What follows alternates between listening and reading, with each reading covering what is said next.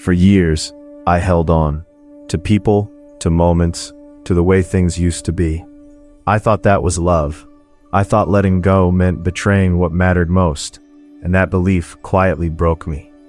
Then I came across a single image in an old Buddhist text. A leaf releasing from a branch. Not falling, releasing. The Buddha wasn't teaching loss. He was teaching something far more tender. Today, I want to share what that image finally unlocked in me. Because if you're carrying something you can't put down, this teaching might be exactly what you've been waiting for. It was deep into autumn. At dusk, the mountain trees had begun to burn, red, amber, gold. Though far from the soil of India, in this eastern land the scene played out as it always had, year after year. With every breath of wind, one leaf, then another, let go and drifted down. The branches made no move to stop them. The leaves made no attempt to hold on. They simply released, trusting the wind, surrendering to the fall. Crunching through the carpet of leaves below, a student came and sat quietly beside the Buddha. A pale light still lingered in the sky. His eyes drifted upward, toward the moon. It was a crescent, thin, like a sliver of light. And deep inside that student's chest, something wordless had been pressing for a very long time. He had carried it the way a tree carries a dead branch through season after season, not out of want, but simply not knowing how to let it fall. He opened his mouth, then closed it again, the way a door swings gently in a breeze without ever quite latching shut. The Buddha did not look at him. He only reached down, lifted a single fallen leaf from the ground, and held it out on his open palm, neither grasping nor releasing, simply offering it to the cold evening air. Let's call this student Nanda. Nanda had been walking the path of practice for years, absorbing the Buddha's teachings. Yet he always seemed to carry something heavy in his chest, like a stone he couldn't put down. Before leaving home, he had loved deeply. He had a family. And from the day he left for the monastery, many years had passed. But Nanda could not release the memory of that goodbye. His wife's face, smiling as she sent him off, the way he had said, "I'm going," and never once looked back. The regret of that moment had sunk into his chest, like a rock settling to the bottom of still water. One evening, sitting beside the Buddha beneath the open sky, Nanda finally spoke, quietly into the air above him. "Teacher, I have carried that farewell with me all these years. Every time I try to focus on my practice, her face rises up. The more I try to let go, the tighter my grip becomes. How do I loosen this hand?" The Buddha did not answer right away. He simply looked up at the same sky. After a long silence, he spoke softly. "Nanda, look at that moon." Nanda lifted his eyes. A thin crescent hung in the darkness. Tonight the moon is waning. And last night, the night before? Nanda thought for a moment. It was fuller then. It has been growing smaller, fading. "Yes," said the Buddha, "the moon is waning. But has the moon disappeared? It wanes, and then it fills again. It reaches fullness, and then it wanes once more. Does the moon grieve this? On the night of its fullness, does it mourn the crescent it once was?" Nanda slowly shook his head. "The moon simply is. Whether waning or full, it is there." The Buddha turned and looked at Nanda with quiet steadiness. "This farewell you cannot release. Is it truly holding you? Or is it your own hand saying, 'I don't want to let go'?" Nanda sat in silence. Something inside him shifted. Slowly, like water finding a new direction. The Buddha continued. "When people try to let go, they use force. But letting go is not an act of force. It is simply the moment you notice how tightly you have been holding." Nanda looked down at his open palm. His hand held nothing, yet somewhere in his chest, he realized, only now, after all this time, that something there was still clenched, hard and small and tight. "The moon does not fear the waning," the Buddha said once more, unhurried. "It wanes, and the light returns. That is the moon's true nature. You too may be waning now, but waning is not the same as losing." That night, Nanda only watched the moon. He had no words, but something that had sat in his chest like stone, just a little, had gone soft.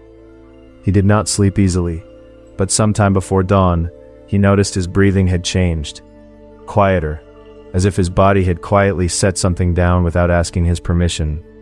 In the morning, when the other monks rose and began their walking meditation, Nanda joined them, one step, then another. The dew still cold beneath his feet, and for the first time in years, he was not somewhere else.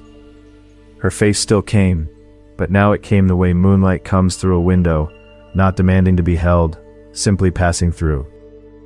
There is a question buried inside this story that matters deeply.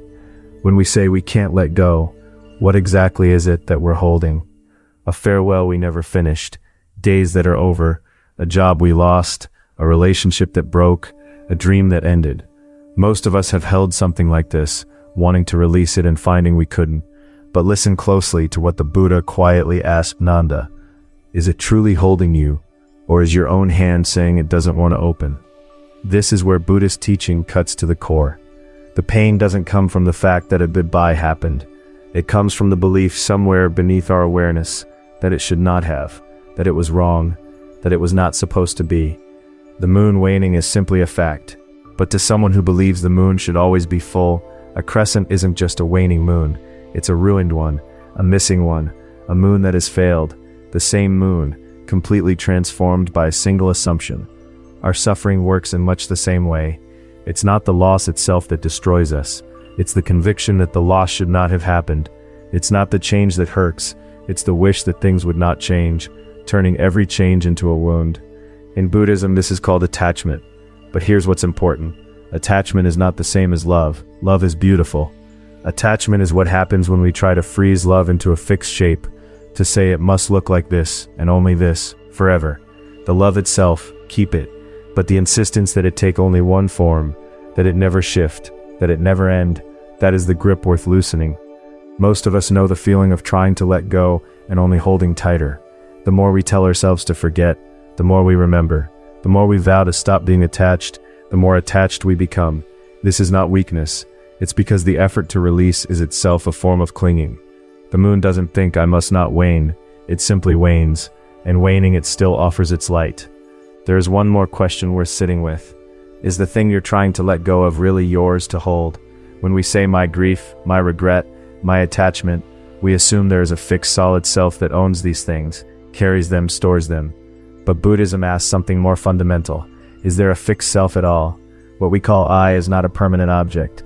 It is a process, a gathering of conditions, body, sensation, memory, intention, awareness, arising and passing in every moment.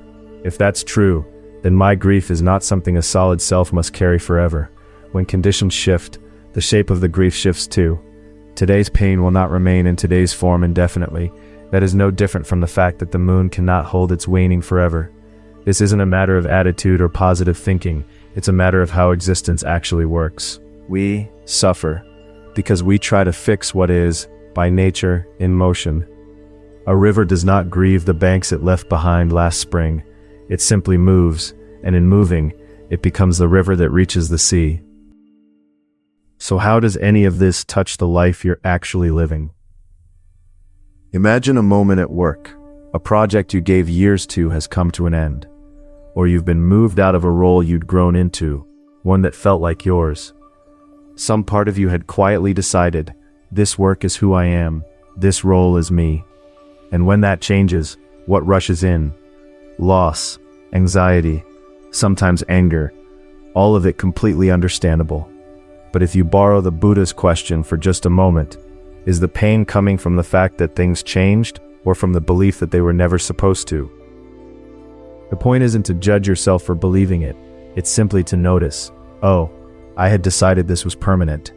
I had decided this was me. That noticing, just that, is where something begins to loosen. Now imagine a friendship. Someone you were once close to has drifted away. The calls stopped coming.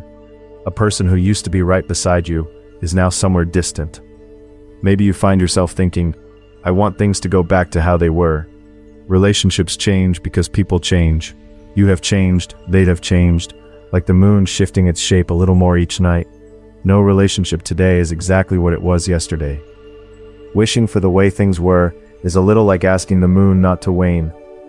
The moon won't comply, not because it's indifferent to you, but because changing is simply what the moon does. People and the spaces between them are not so different.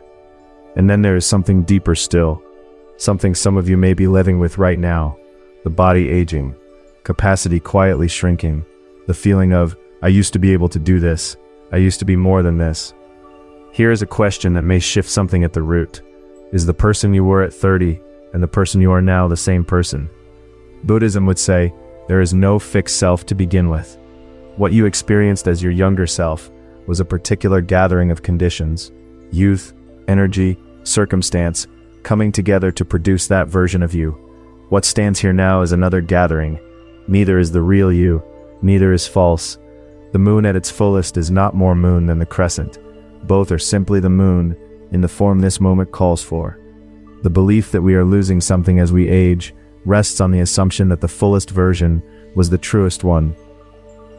Let that assumption soften, and aging begins to look less like subtraction and more like change. Autumn leaves are beautiful precisely because they are changing, because they are falling, because they are not trying to stay green. That willingness, that lack of resistance, may be part of what makes them so breathtaking to watch. What if we are the same, not the leaf clinging to the branch, but the tree itself, moving through its seasons without apology, without grief for the green it once was? The oak in winter is not a lesser oak, it is simply an oak in winter. And perhaps there was a moment, for some of you, maybe a specific afternoon, a specific chair, when you first felt the winter settling in, when you looked at your hands, or climbed a flight of stairs, and something in you said, oh, this is different now. That moment of recognition can feel like a door closing, but the oak does not experience its bare branches as a closing. It is simply standing in what is true. Is there something small you can do today? There is, and it's simpler than you might expect. Tonight, go outside and look up at the sky. See what shape the moon is in. Full, perhaps, or half. Maybe a thin crescent. Maybe hidden behind clouds entirely. And as you look, ask yourself one quiet question. What kind of moon am I right now? Maybe you're waning. Maybe your light feels thin. Maybe after a long time, something in you feels round and whole again. There is no right answer. Just look at the shape of where you are, and let the moon remind you. It doesn't have to be full to be real. And if there's something you've been wanting to release, something that keeps coming back, no matter how many times you tell yourself to move on, try this. Get a piece of paper. Write it down. One thing. An emotion, a memory, a relationship, a regret. Don't try to let it go as you write. Just write it. Then look at what you've written. And ask, not how do I release this, but where am I holding on? What does my grip look like? Don't force anything open. Just look at the shape of your hand. That was all the Buddha offered Nanda that night. Not a method, not a solution. Just the invitation to notice how tightly the hand was closed. Awareness comes first. Releasing, if it comes, arrives on its own, in its own time. Sometimes it comes, sometimes it takes longer. No one can promise you when. But the looking, that you can do tonight. And maybe over time, each time you see the moon in whatever shape it's in, something in your own chest will shift, just slightly, in how it holds what it holds. One woman who tried this told me she didn't release anything that first night, or the second, or the third. But on the fourth morning, she noticed she'd been breathing differently, slower, lower, without having decided to. That was all. Nothing dramatic, just that. And sometimes that is exactly how it arrives. Not as a letting go, but as a loosening, so quiet you almost miss it. Like a knot in a rope that has been wet and dried 100 times, and then one morning, without anyone touching it, is simply less tight than it was before. What is it that you can't put down right now? Maybe it's something someone said years ago that still echoes. Maybe it's a choice you made, or didn't make, and the weight of wondering. Maybe it's a tenderness for days that are simply irreversibly gone. You don't need an answer tonight. Just sit with it quietly, the way the moon sits with its own waning, present, neither fighting nor fleeing, simply there. A farmer once told me he spent 40 years grieving a field he sold in his youth, until one autumn evening, he walked out to where it had been and found a neighborhood of children playing, loud and careless and alive. He stood at the edge of the road and laughed, not because the grief left him, but because it had company. Grief does not ask to be solved, only witnessed, the way an old dog settles beside you in the dark, not needing anything, just warm against your leg. The thing you are carrying has been carried before by hands that shook just as yours do now, across rivers whose names we have long forgotten.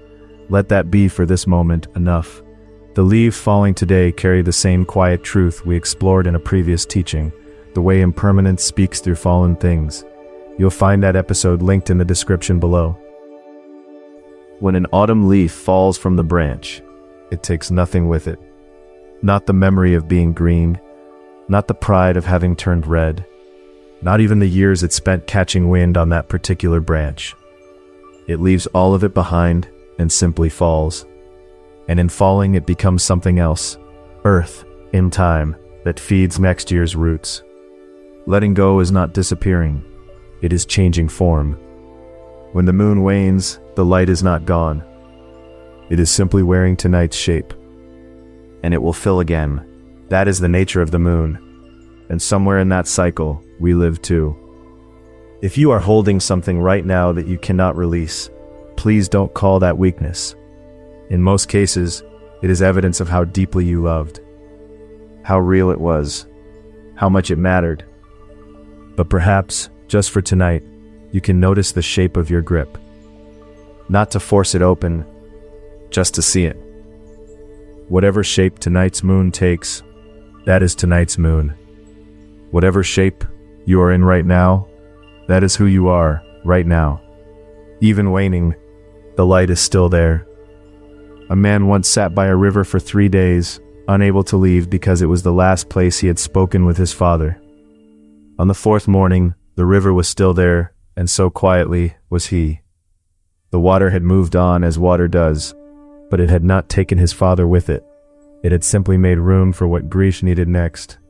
Not answers, but the sound of something continuing.